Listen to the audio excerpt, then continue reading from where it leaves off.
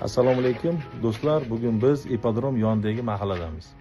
Bu yerda bizga bir kichikroqgina terrasani qilib berishni iltimos qilishdi. Mana ko'rib turibsiz, har doimgidek biz birinchi hamma joyda tozalab olib, barcha musorlardan olib tashlab, hamma joyini kesib oldikda, ana undan keyin hozir biz choklarni barchasini remotniy sostavi bilan o'tyapmiz, chunki yoriqlari, teshiklari bor ekan, ularni qo'yib oldik. Endi mana slivni ham o'zimiz qo'yib berdik, turba bilan mentanik shunlar bilan o'rab hammasini.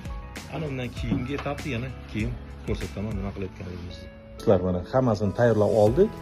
Mana endi o'sha chegaralarimizni hammasini skotchlab olganimizdan keyin mana endi hozir biz Izofort 100 degan materialimiz bor, ikki komponentli. Ana shuni surishni boshlaymiz.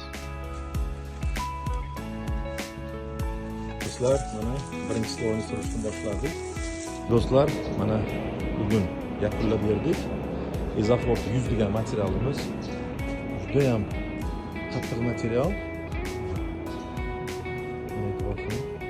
Hamma joy qalin bo'lib yotibdi.